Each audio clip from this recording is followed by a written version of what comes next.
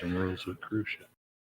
Welcome to Reaching New Heights with Troy Bell, City Manager, City of Muskegon Heights, where you get to know what you need to know so you'll be in the know. 103.7 The Beat.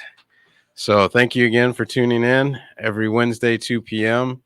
For this hopefully informational, valuable information. With regard to what's going on in our community and some in the region, but mostly what's going on in the city of Muskegon Heights. Today, I'm welcoming to the show. He's been with us before, but I'm welcoming him back. Chief Dean, Christopher Dean. Yes. Thanks for having me again. I always love a moment to talk to the community that I serve.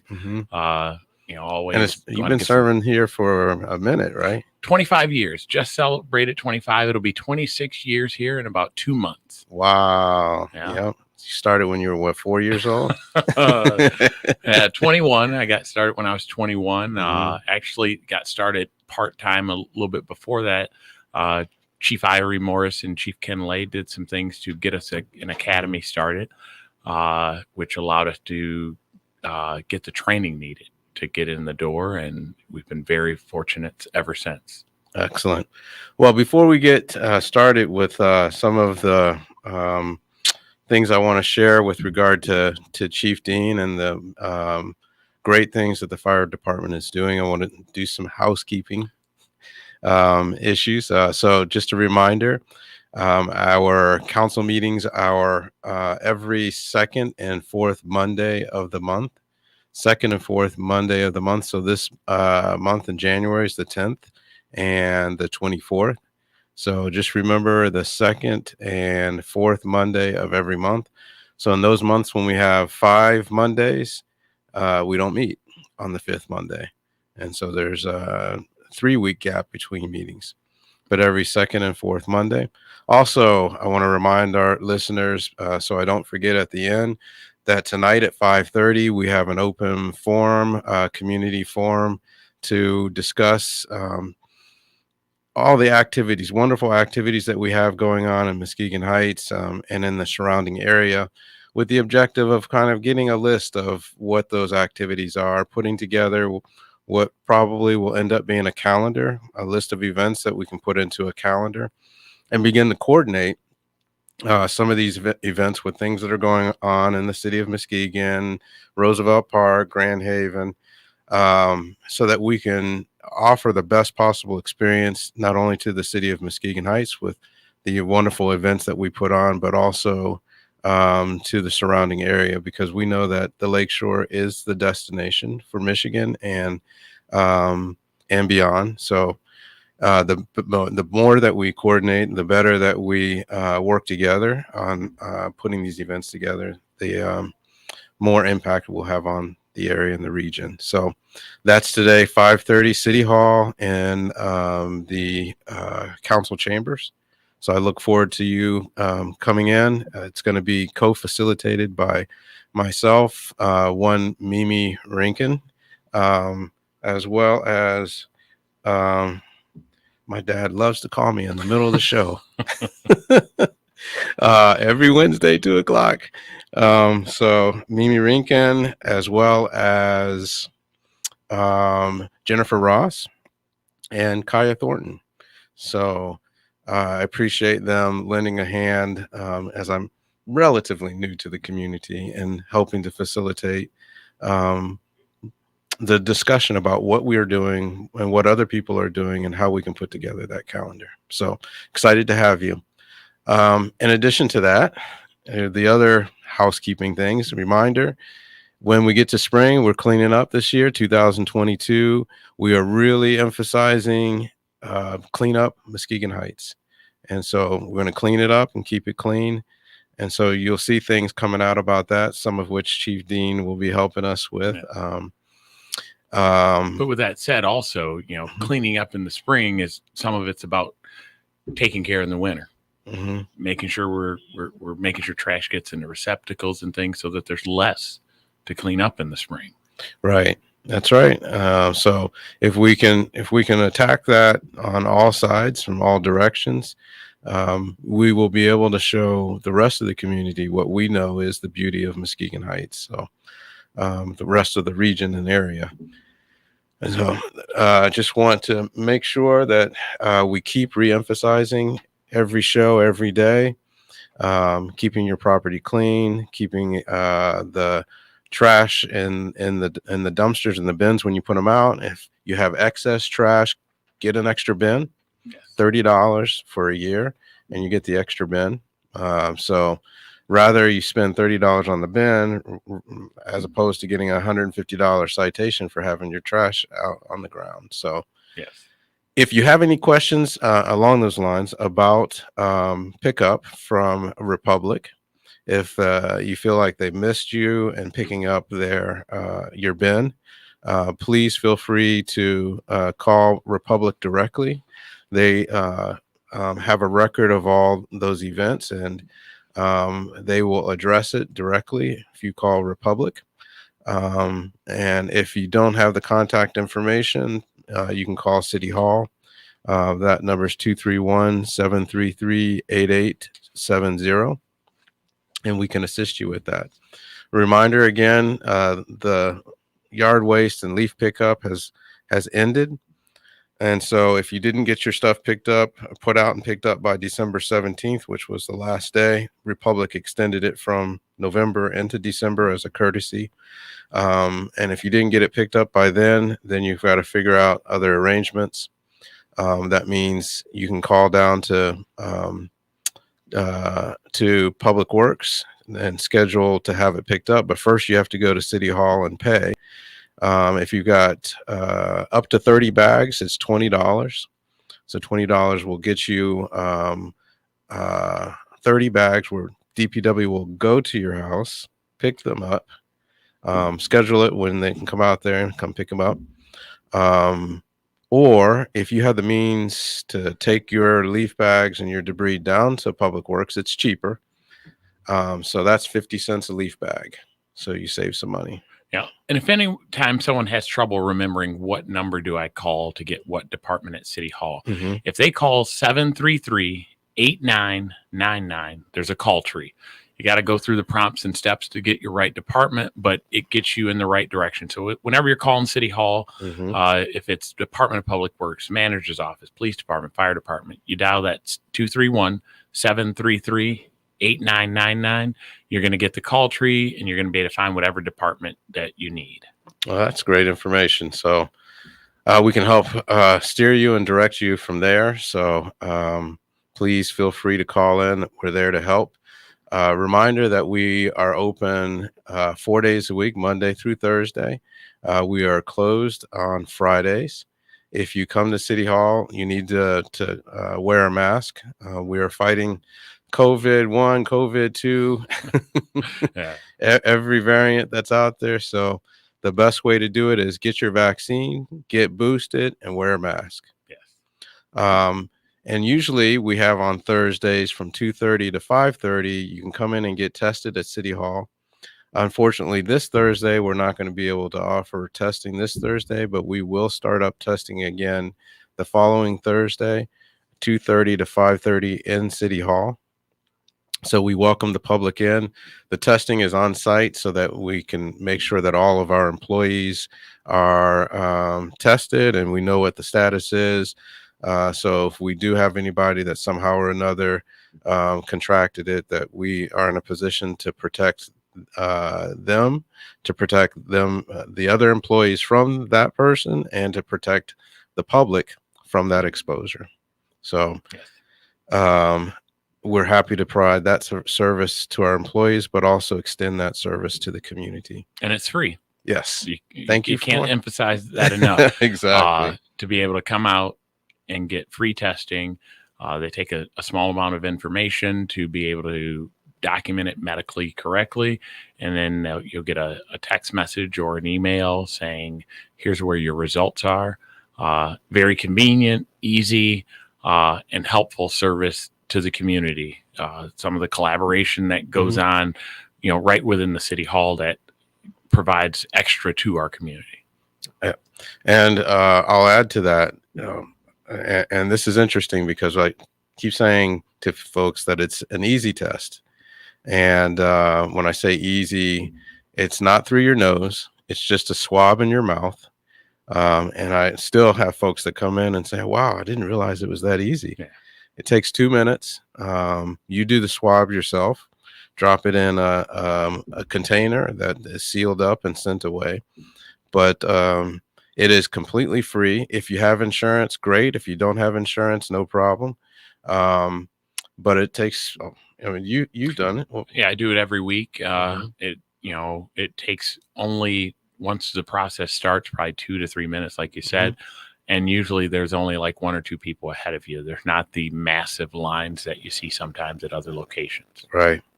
And you get your results. They are committed to 72 hours, but Generally 24 to 36 at the most. Right. So you're usually getting a good turnaround. mhm. I think by no fault of the agency, labs are overwhelmed right now. So it may be closer to the 72, but generally speaking, about 24 hours. Excellent. So be vigilant. And like I said, the best thing that you can do is get vaccinated, get boosted, and keep wearing a mask. So again, that's every Thursday from 2:30 to 5:30 at City Hall. So so with that, I think we've covered most of the housekeeping, the dull stuff. The important things to be reminded of. Right. But I'm excited today to talk in a little bit more depth than we did the last time you visited about your role at the city of Muskegon Heights. I don't even want to say at City Hall because it goes beyond that, but beyond your impressive career, 25 years. How long have you been serving in the capacity of chief? I want to say this is the 9th year as formerly the chief, and then there was a short period of interim or status where I performed the chief roles before the formal promotion. So so probably 11 to 12 years total where the primary functions fell into my lap, and it's been great. A lot of challenges, a lot of good experiences. Been reasonably successful in getting some things done outside of the box. Right. Some of it due to my my crazy interest in science and the environment. Others just passion for the job in the city and serving people. I've been very blessed and been put in the right place at the right time to make a difference at times. I remember people mentioning stories about you in the beginning as a kid on a bicycle down at Mona Lake. Oh yeah. What was that all about? As a kid, me and a friend of mine used to chase fire trucks on our bike. We'd have a scanner at home and we'd chase the calls. And as before I got my full-time job with the fire department, I worked for the city of Muskegon Parks as a park ranger, where we got an award for providing care on a boat accident. Oh, wow. And Ranger Rick. Yeah. Oh yeah, I'm sure there's plenty of listeners that remember me in my 20s down at Pier Marquette Park. Park's closed. I'm sure there's plenty of people. I still get occasional little chuckles about that from people, and I can imagine. It was a good time though. It was well placed in my life. It allowed me to do something different that provided me a variety of insight. And did I hear that you had an aspiration to do some wild stuff? Yeah. Before I got full time here at the Heights Fire Department, I worked for the Department of Natural Resources doing wildland fires and the U.S. Forest Service locally, and I was looking to be a Western wildland firefighter on the side of a mountain, cutting line in the dirt. It was my aspiration. I had looked into it and started down that path. And then the full-time career firefighter in the metro urban world came up, and I fell in love with it. I still did some work for the Department of Natural Resources and Forest Service on the side for a few years. And then that kind of faded away as my responsibilities in Muskegon Heights increased. But yeah, there was a desire to do that and be out west fighting fires. And it didn't happen. I have a brother who lives in Southern California, Matt, who graduated from Muskegon Heights, who part of what got my attention and to that is him living out there. And Okay. he still lives out there now and talks about being evacuated from his home for weeks on end. And Wow. I don't know if I could deal with that part of the gig. But what part of the Southern California is he? He's just outside of LA. He's in Burbank, a little north of Burbank. Gotcha. He's been there, since I was in junior high school or just going in the junior high school. He's part of my inspiration when it comes to the technical stuff. He worked for LA Transit during their computer systems. Okay. When GPS systems weren't what they were now, when they were military things, they were developing a GPS tracking system for their buses in their transit. That was cutting edge back then. Oh, yeah. Yeah. And then it went mainstream, and then they just jumped on what the military was now allowing the rest of the world to utilize and touch. But he was in that the monorail system that was being worked on. He wasn't in management, thank goodness, but and he continued to do that. He has created an excellent life for himself out there. He's retired from transit and now is working in light and power doing radio stuff. I can hear the pride in your voice. That's great. Yeah. Now, you mentioned technical stuff. So at some point in time, you were doing investigations, right? Yes. So on a basically a not quite a challenge, but when I was probably had 3.5 years on the department, I think, I had my own thoughts on how fire investigation should be done in the process, and having worked with the city as a ranger, learned a few things. And Ken Lay, I remember I complained to him about, I think this and it should be done this way. And he goes, okay, well, next fire, you'll be working on doing that. And he gave me the challenge, gave me the education, and for a significant portion of my career, that was my true forte. I worked cases throughout the state, worked a task force case with the ATF and U.S. Attorney's Office, where there was a long-term arsonist who was burning up properties throughout Muskegon County we accounted for 25 years, plus some in Gary, Indiana, that we prosecuted successfully in Grand Rapids Federal Court. But a lot of good casework was done over the years in investigating fires. It led to some other opportunities, a grant opportunity when we had a high level of auto thefts and auto fires. I wrote a grant with the Michigan Auto Theft Prevention Authority. That grant ended up spanning probably 7 or 8 years, where it paid a portion of my salary and a detective's salary. It flip-flopped between who was fully funded, but for multiple years, the fire investigation opportunity led into this grant that I wrote that built a partnership with the state. And I did a task force case with Michigan State Police, where Muskegon Heights was the holder of the case, where there was a group of men going around the state stealing factory rims off cars and reselling them in the Metro Detroit area. That case was a 2.5-3 year case. It resulted in 5 criminal enterprise charges on some individuals. Did a lot of search warrants. I learned the art of search warrants while working that case. An amazing guy, Steve White, I worked with. He's a feisty short detective that everyone still remembers. Cut out the short. But just a feisty guy who had a wealth of knowledge, and he often reeled me in when I needed to be reeled in. But a lot of good work. The city of Muskegon Heights has provided the opportunity for such diversity in work because of the fact that I was willing to step up and do it. And you just pinged a memory back in the day when you don't hear about rims being stolen like they were back in the day. But that was a big thing. Just like cell phones, people taking cell phones, losing cell phones. Those are things that you no longer hear a lot about for whatever reason.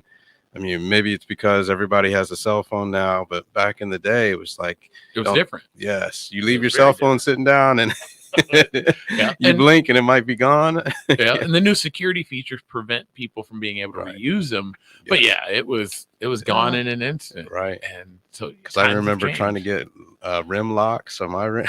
Oh yeah. Oh And then yeah. losing the key and being Yep. Depending on what you Yes. got, right. and you come back and there's cement blocks under your Yeah, car. right. And the thing is, ironically, the case brought a lot of attention to auto theft in Muskegon Heights, but the case truly, there were only 2 or 3 instances that were in our city. Okay. It was the larger case that we were funded through this grant that allowed us to not only work on our own stuff, but work on other bigger stuff. And the grant wanted to see that collaboration between the larger groups and partnerships built with Grand Rapids Auto Theft and the Michigan State Police Southwest Commercial Auto Theft Unit, Western Wayne Auto Theft. And so that funding provided a supplement truly to the resources of the city and collaborations that have been helpful throughout the city and continuing to this day. Right. But ironically, some of the meat and potatoes of some of my most significant cases, we were taking on bigger problems that were coming into Muskegon Heights. Right. And that, none of the people in the RIMS case were Muskegon Heights residents. And that there seems to be a theme there that's consistent to this day. Like there was a shooting that occurred in Muskegon, and the headline read, shooting near Muskegon Heights. Yeah. Right. So there is that stigma that is there that's not always accurate. right. Much prior to your getting here, there was an article about the prison and the changes at the prison, and the regional news source said Muskegon Heights. Well, the prisons are in the city of Muskegon. Right. So we struggle with that because very it interesting. gives the appearance that there's more than what there is. And it's easy if you're not inside Muskegon Heights to say, oh yeah, that over there. Right. And it's one of the things, you were here for the end of the Watch Us Go project. And I was on that committee. And one of the things that I emphasized to the committee is, because there were some committee members who weren't familiar with Muskegon Heights and weren't familiar with lots of things with Muskegon Heights. I emphasized that's great that we're looking at the Sherman corridor and we're emphasizing this, but understand that Muskegon Heights gets the label that the entire community actually has and earns. And that once you get outside of Muskegon and you're trying to separate yourself from the Heights, Right. you get outside of Muskegon County, they don't say Muskegon Heights, it's Muskegon. Right. And Muskegon Heights is in the center of everything. It is the center of our county. It is the center of the highest density population areas. And it's important to the entire ecosystem. Right. And it's like the heart. So much passes through it or touches it. And people, I think, forget that. Muskegon Heights is the heart of Muskegon. Yeah, it is. It is. It's in the center of it. Right. And it's a necessary entity to the world. Right. And it's easy to forget when you're not in Muskegon Heights, when you're not, getting smiles and hugs from people, well, less during COVID, that Please. are great everyday people. It's easy to get caught on that headline. Right. And people get excited about that headline. And let me ask you a question. When I first came, there was a really neat event that the fire department put together around Halloween. When did that start, and what is that all about? Well, that started between a partnership between the Optimist Club and Fire Chief Ken Lay. And but how many years ago would you say? Geez. That had to start probably 20 years ago. Wow. Okay. And it's an ongoing thing. We haven't had it due to COVID. Sure. And it's we have our fire prevention event, and then we have that Halloween open house where we would partner with the Optimists. We provide candy. We provide reflective bags. Sometimes we provide glow in the dark necklaces, all in the eyes of safety for the kids that are getting out there. Right. And we have the haunted hall. Right. That is infamous or famous. I'm not sure which at times. All I can say is I can remember the glee in the faces of the kids as they were preparing to go through the haunted hall. Yeah. And then there's the terror when they come out, followed by 5 minutes later, I'm going back down. Right. And so, yeah, and that's one of our great community events that I can't wait till COVID's over to have again, because one, the the kids in the community get to touch bases with the Mhm. fire department, besides just the fire prevention. Two, we're giving out these little nuggets of safety Right. while we're there. And that's kind of why I was leading into this, because I want the community to know, and many members of the community don't know, in reality, the services that our fire department provides to the community. How many do you have on staff? How many Well, firefighters? we're pretty low in staff right now, but fortunately this year's budget is going to get us back in line. We have approximately 11 people right now, but we have Wow. one who's on injury. He's on long-term medical injury. Right. And the resolution of that is unsure. Mhm. Including that 11 is 2 part-timers. Right. And so, in part-time firemen, if you watch the news in Michigan throughout the United States, getting engagement, meaning having time because their lives are busy, and also getting people to stay is very difficult. Right. Our neighbors struggle with getting sufficient part-time number staff. Right. And you have some on your staff that are in reserve military service. Yes. That could be called up at any time. So Yes, we do. So yeah, and it has happened in the past. And so when those deployments occur, we're pulling someone away from our organization to go serve the larger ecosystem, right, the larger country, good of our country, right. And it's leaving a gap within our organization. And so, and that could happen at any time with these Right. reserve military personnel, which are doing a great service. And the police department has the same. Chief Sane has a similar situation. And so we have to be ready for that, because when those gaps occur, we still need to continue serving the community. Right. In the last year, we had a record year, 2000. Yeah, I was going to ask you about the numbers. Yeah. What do the numbers look like? We're just shy of 2,300. We're talking like a 14% increase in call volume. 2,300 emergency runs. Emergency runs, yes, right? Emergency runs, and one of the things to remember: the alarm goes off. Yes. And you slide down the pole. Well, we don't have a pole, but we spring into action. Throw on your clothes and hop in the truck and out the door. Right? Yes, and so we're providing medical care. We're providing fire response. We're dealing with things like down power lines that are a danger to the community. Now, I'm sorry to interrupt you, but this is a question that I hear, and it is a point I think is important to clarify. Your firefighters not only are certified and trained in fighting fires, but they also have a medical service, health service certification. Yes. Can you talk about the distinction between those two things? And absolutely.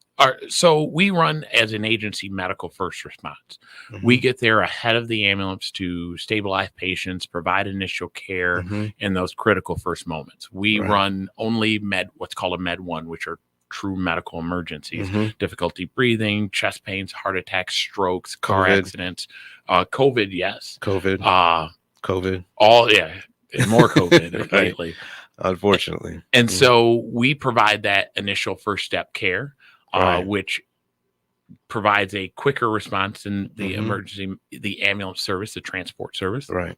And I was just on speaking about that and the gaps, and they have limitations in staffing. And so we're there first to make sure people are getting care. So you're trained both on that side as well as the firefighter side. Every staff member is at least a licensed medical first responder, if not an EMT basic. The majority of our staffs are EMT basics. So we are licensed to provide medical care, and each of our staff members has privileges to practice medicine, provide emergency medical care through Muskegon County Medical Control Authority, who is Dr. Evans through Mercy Health. And I bring out that point because I've served at cities and in communities where you have folks that only fight fires. Yes. And you have folks, ladies and gentlemen, that only provide medical service. Yes. There are departments even in Michigan that bifurcate the two, or they separate the two. Right. And so you then increase your staff without the crossover of abilities. And Detroit Fire Department, they have an EMS division. That's all the EMS division does is provide medical service. For a very long period of time, the fire trucks in Detroit did not go on medical calls. That has changed. And as resources are limited in the transport world, Mhm. you see more and more delays and longer times, and as resources are taxed by COVID, you Mhm. see multiple calls going at the same time. And so we provide that critical first step to care, Mhm. CPR. We have oxygen, defibrillators, bandages, tourniquets, and diagnostic equipment, so that Mhm. we can provide that first step of care. Right. And I think it's important to note that that makes your group much more versatile. Yes. It reduces in many ways the cost of staffing because you're cross-trained. Yes. And so, And most importantly, though, Mhm. we're getting medical care to the citizens Mhm. sooner. Right. That is the key thing there, is Mhm. that at 3 o'clock in the morning, when we're rolling out the door and the next ambulance may be coming from Whitehall, Mhm. that if mom's down, dad's down, grandma's down, Mhm. we're there within 3 to 4 minutes. And if grandpa's down? 2 minutes. Okay. All right. So I didn't want to make sure we weren't leaving grandpa out. Right. So the most important part of that, it's that service to the citizen. We have a large number of elderly citizens. Right. We have a large number of citizens that have chronic medical conditions. Mhm. And so the importance to providing this service is paramount to the community, to the Right. citizens.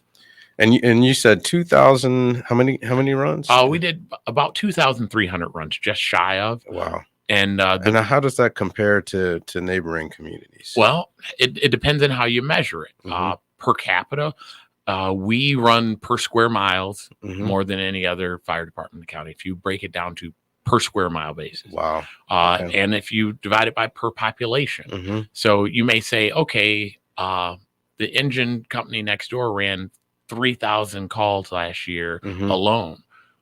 You got to divide that by the number of miles or the Right. number of people they're serving. Mhm. And then all of a sudden you get the real picture of Mhm. how much service is being provided by the fire department. Right. If I'm providing 3,000 runs over 3 times the area, Mhm. all of a sudden now it's, oh, hang on, it's a little bit different. And then, Right. or with twice or 3 times the staffing, Mhm. our guys in Muskegon Heights, I'm proud of them. They have persevered through some low staffing Mhm. moments, and I know they are troopers. Yes. They certainly are. Yes, and we're in a position to do something about that, and that's only going to help the citizens. Now, so relatively speaking, what's the size of the department in the city of Muskegon? If I'm remembering correctly, they're in the upper 20s in Mhm. staffing level. Right. Uh, Just about at least double. at Mhm. least double, Right. and yeah, in the mid 20. Actually, now I think about it, they have to be more than 20. They're probably close to 30. Okay. But also they have other ancillary pieces of the puzzle that Mhm. help administratively.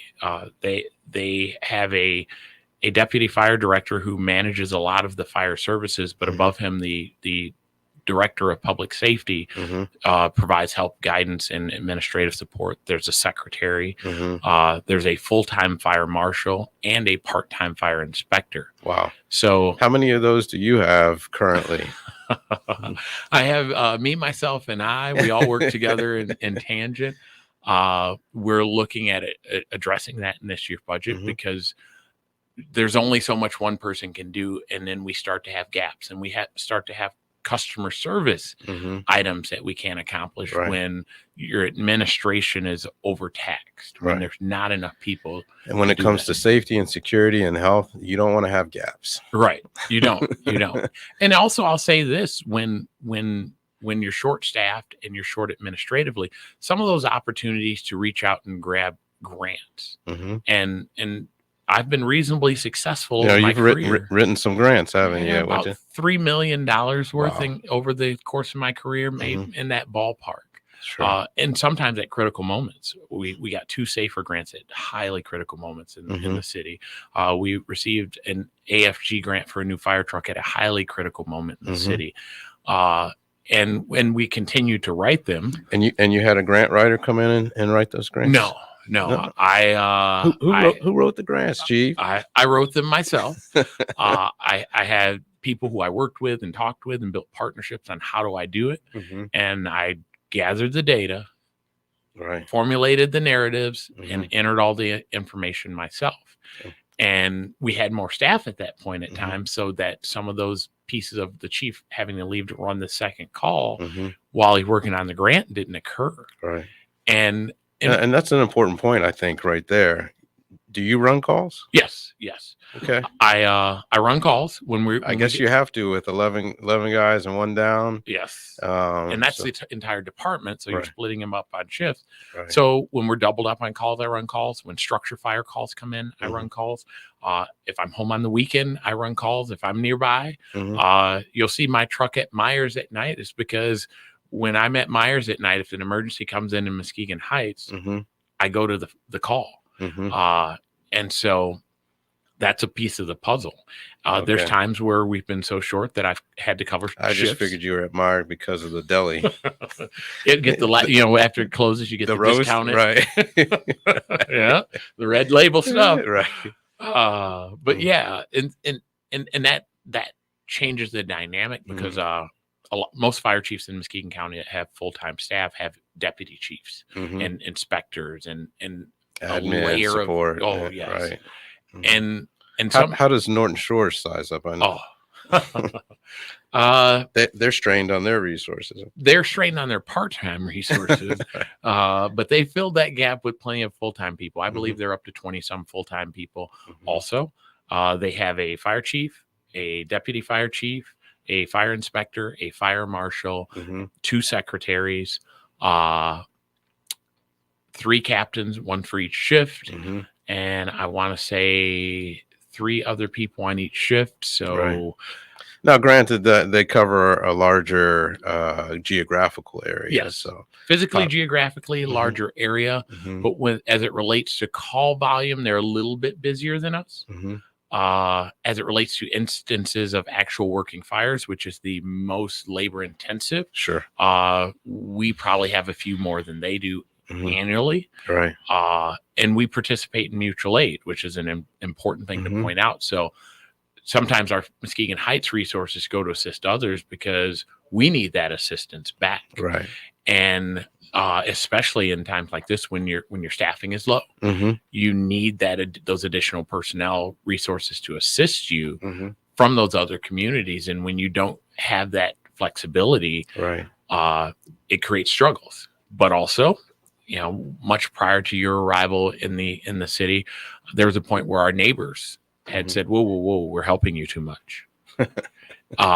And because of our staffing was low, they're like, Mhm. whoa. And one neighbor had offered to provide the service at only a minuscule amount less than what we were already doing it for, Mhm. and wanted a lot of assets and resources in that time, 2012, 2011. Mhm. And we took a good hard look at what this means Right. and what the citizens need and Mhm. want. And the decision was made to not entertain that. Right. And the second department also was asked to give a budgetary amount, Sure. and salaries were much closer to each other then. Mhm. And when it comes to us and our comparables. So, there aren't any comments up here piercing this question, but there have been a lot of concerns expressed about the budget this year in 2022, and the fact revolved a lot around the fire department's budget. Yes. Because of the specific guidelines associated with the American Rescue Plan Act. Yes. It provided us with the opportunity to expense American Rescue Plan money for the fire department. Yes. I mean, that's the way the Yes. code, the act was written, and that Yeah. was a qualified expenditure. And part of that, if I'm not mistaken, correct me if I'm wrong, was because of the number of calls, medical calls that you run. Yes. Over 50% of your calls are medical calls, if I'm not mistaken, right? Correct. Mhm. Close to 65% of Wow. our calls are medical calls. Mhm. And understand that each time there's a medical call, we have masks we have to wear and dispose of. During certain Mhm. type of calls, we're supposed to wear goggles and gowns Right. and all this additional PPE. And then when we come back, we need to sterilize equipment. Yeah. So there's a lot of process Yes. expenditures associated with just dealing with COVID. And Yes. and the increase in call volume. Right. Uh, Right. That jumped up because of COVID. yes. Our community was disproportionately higher Yes. in COVID incidents, Yes. contraction rates, hospitalization rates. All of that hit Muskegon Heights harder than our Yes. neighbors with regard to per capita. Yes. Mhm. Per capita. Yes. Yes. Absolutely. We have been hit harder, are being hit harder. Mhm. And so the American Rescue Plan creates the opportunity. Mhm. And it was interesting because, we started down this road, 2 months ago of discussing, due in part because of other communities that were doing this exact same thing. Mhm. There's a community in Kent County doing the exact same thing. And when you say exact same thing, using American Rescue Plan Yes. funds yes, to pay for the fire service. yeah Yes. the fire service expenditures, which Yes. are connected to COVID and the COVID costs associated with providing service. Yes. Mhm.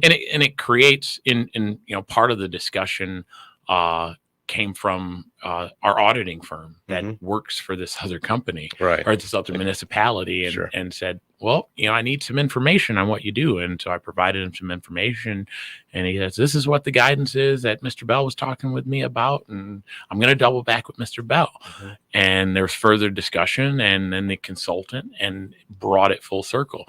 And this is a much larger community that's doing so, Right. in Grand Rapids area in Sure. Kent County, that and they're leveraging the opportunity to pay for its service during this emergency, Mhm. as they should, versus we can continue down the same road and just spend the taxpayer dollar on it, or we could leverage this Mhm. money that has to be expended in a finite amount of time Right. on an allowable expenditure that allows us to breathe a little bit in certain other areas without having to increase taxes. Yes. So Yeah. and I mean, from my perspective, the department has been operating very Slim. thin, stretched very tightly, Yes. and this is an opportunity for us to rectify a lot of that. And so, talk about what we have in this year's 2022 budget. I believe increased staffing. Yes. Correct. Yeah. We have several components that we looked at closely. Mm-hmm. Increased staffing. We're filling some gaps that had occurred. Now, Is that frontline firefighters? Frontline firefighters. We're looking at 4 positions. Okay. 4 needed positions. Mm-hmm. These were positions that were some of them at one point were budgeted in the 2019 budget. Mm-hmm. And because of slimming down, did not get refilled in 20 Right. and 21. Sure. So we're taking care of that. We're also looking at the administrative needs of the Mm-hmm. department.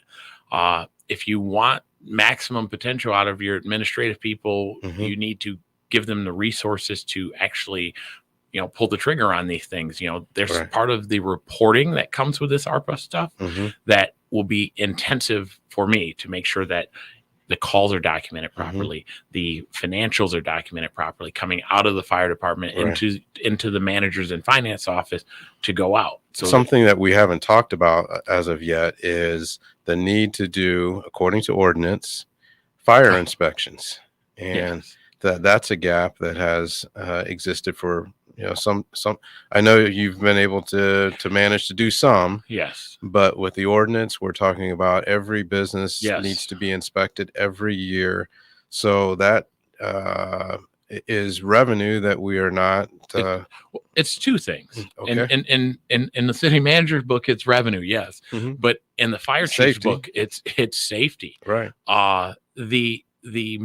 The more we get out and do fire prevention activities, Mm-hmm. the less fires or catastrophic fires So we will reduce have. costs. And so then I'll put my city manager hat on and look at a study from That hat looks better on me than it does. fair enough. And look at my Arizona Phoenix University, what ASU Mm-hmm. study that Yeah. was done in conjunction with the Phoenix Fire Department that showed that when a business has a catastrophic fire in a community, Mm-hmm. it is 80-something% likely to relocate outside of that community. Wow. Okay. So now in that regards, us preventing catastrophic fires in businesses results in businesses staying longer. Retention. Yes, retention. There's also a component of businesses that have catastrophic fires that never reopen. So the better we are at making sure there's no large fire losses. When is that Jiffy Lube going to reopen? Exactly. A Jiffy Lube that had been in the community since I was a little kid and before. I think the building was built in 1957. And that it's gone. Right. And that's one of the things that doing the inspections will prevent having. We have the revenue that's associated with conducting inspections.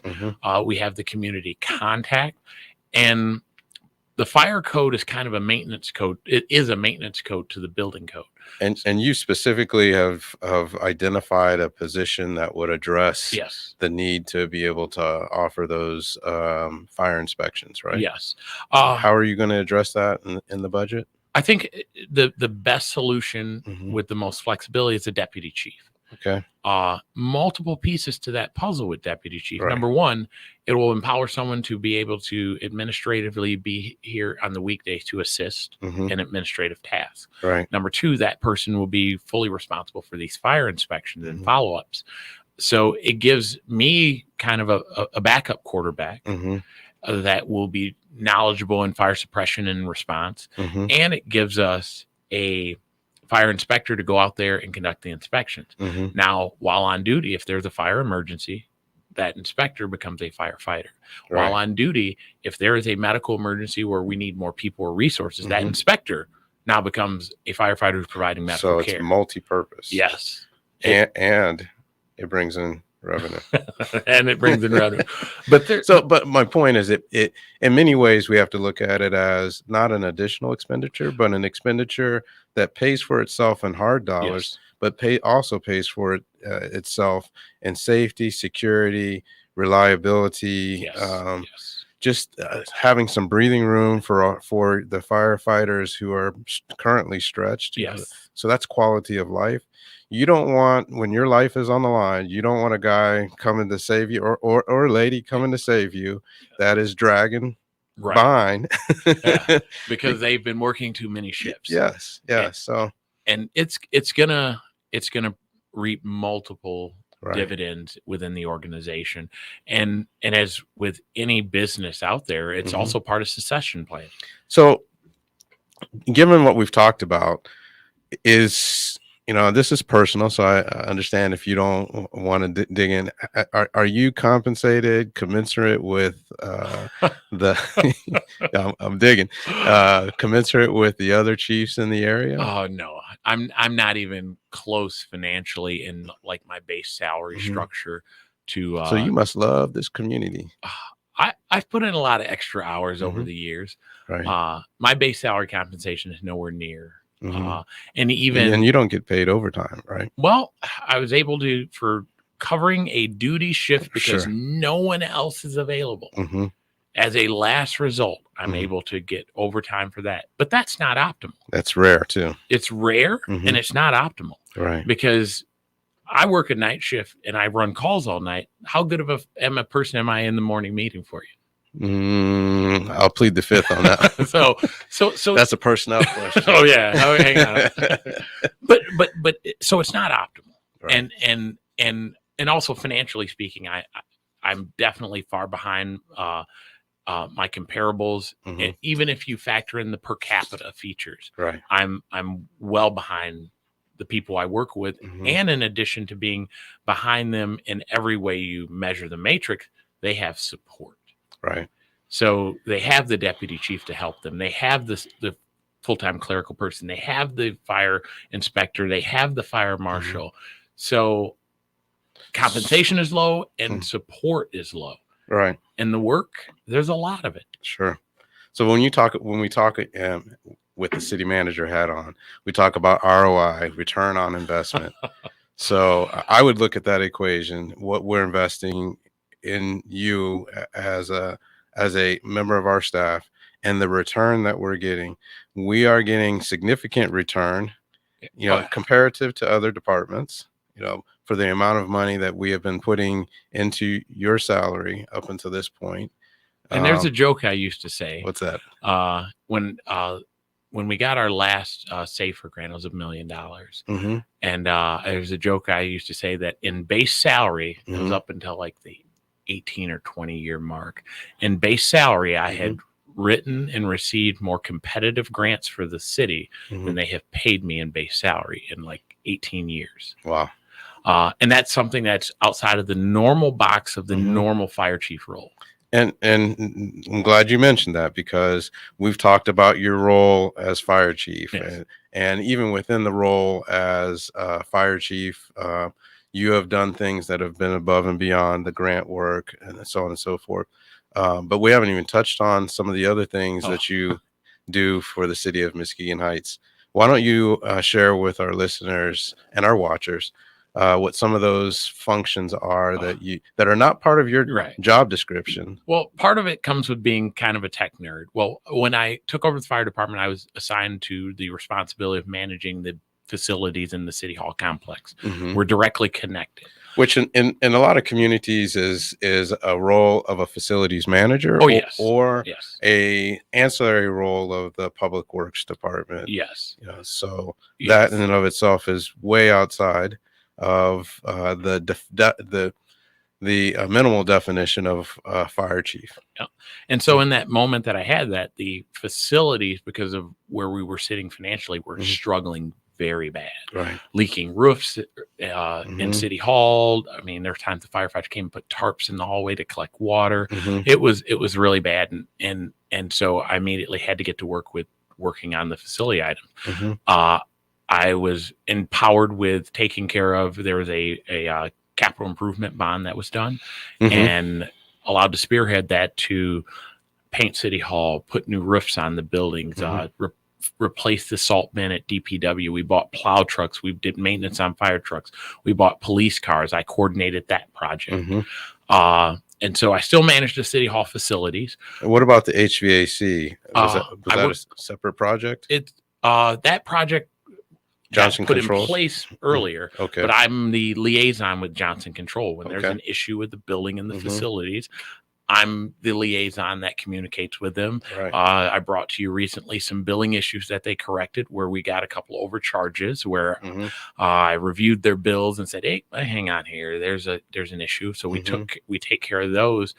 And then and that wasn't something that was brought to you by your administrative. No. Oh, that's right. You don't have an I don't have one. And then even currently in working with Johnson Controls, over time, I've through osmosis learned different things to where when there is a problem, I could oftentimes troubleshoot it, or I take a second to look at it. And in doing so, there's a conversation we had recently about the programming change to our system that we're going to look at making to make the system more energy efficient without having to buy more capital assets and spend more money that will then hopefully further reduce our energy costs. So I managed that with Johnson Controls. We worked together on the recent solar project. And that was a complicated thing, and it still is, because it's hard to digest that, hey, this separate bill here for these dollars here from the solar company is actually less than what consumers would have charged us. And our rates have been changed and stabilized to where we're actually paying less in our consumer's bill. And so we were making money by deferring it, by not having to pay the extra increases. So we reduced the cost. We got into a better rate plan because of our energy use was lower. And then when we're overproducing, we sell money back at wholesale and we offset our bill. So, and that was one of those Christopher Dean hiker environmentalist nerd projects where it's like emphasis on the nerd part. It's like, how does this work? And so that was one of those things that I saw it. And that was a project that created 5 or 6 local Muskegon Heights jobs. Yes. Brought money in the city, brought workers employment. And we will continue to see a residual savings year over year. One benefit of the generated energy is in the last 3 years, as consumers' energy has increased its price rates, our energy rate for the solar remained stagnant. And so when that almost 30% peak rate summer increase price occurred, our solar didn't change. And so we would be paying exponentially more without the solar, even without the discount. Right. So it's one of those little, oh, this is kind of cool, and ooh, there's a savings, and where does this go for the city, and making that little neat thing happen. Back again prior to you, when we were in dire straits, and our server was going down, and everyone had a hodgepodge of computers. I was empowered with the ability to work with the county on their VDI system. What's VDI? Virtual desktop environment. Okay. So that everyone had a little thin client computer that talked back to a server that then they showed up on their screen. Right. We were in a position where we would have had to spend about $120,000 to $200,000 for a server that we did in licensing that we didn't have the money for in that moment. Worked with the county, brokered a deal. The fire department staff, many of them after hours when it's normal, hey, it's emergency call time only, work to run cables, because we did not have the network infrastructure in the building throughout City Hall, so that there's the Ethernet ports, where you plug in for your internet throughout the buildings, at a savings to get us to the next step, to which then we moved over to dispatch. So you manage for the city a great portion, if not the entire portion, of the tech infrastructure. Yeah. Vast majority. Yes. Now, now we've made some moves. Yep. As a liaison with the dispatch, right? Yes. Now I'm the liaison with dispatch, which has lightened my load a little bit, but also we're saving money again. We have quality equipment. Now, when I say dispatch, Muskegon Dispatch is now providing us with our connectivity, and our desktop support. Yes, right? They were providing us the connectivity all along, right? Which was another project, the phone project that I did 20. I'm not sure what year it was, where we jumped on their phone system. And when we jumped off of our old phone system and onto their phone system, they provide us with phones and internet at probably a savings of $50,000 to $60,000 a year or more. Right. That becomes a ripple of over time, because we saw the item, we brokered the deal, we worked through it, that residual savings is year over year. Right. So, and it's funny now that we talk about this, I don't really think about the projects I did in the past and how much residual savings there is out there. You had me recently relook at the phone lines that aren't associated with them, and we eliminated and changed some more to save. I want to say it was like another $500 a month, because we eliminated some additional lines. All right.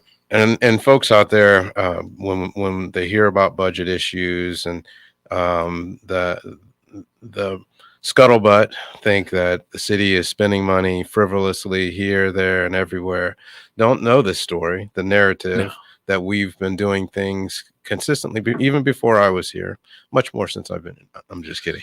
There's been quite a bit since you're here, though, right. in a pragmatic, thoughtful approach to it. To try to reduce costs, to eliminate expenses, to synergize activities so that we can reduce costs, so that we are good stewards of the money that we have, with the limited resources that we have, with the massive responsibilities that we have to undertake. Yes. And address. And one of the challenges that marries up to this, and we discussed this a few weeks ago, is the reduction in tax base. And I know people are like, how does this fire guy know all this? I'm a full-on nerd, I won't lie.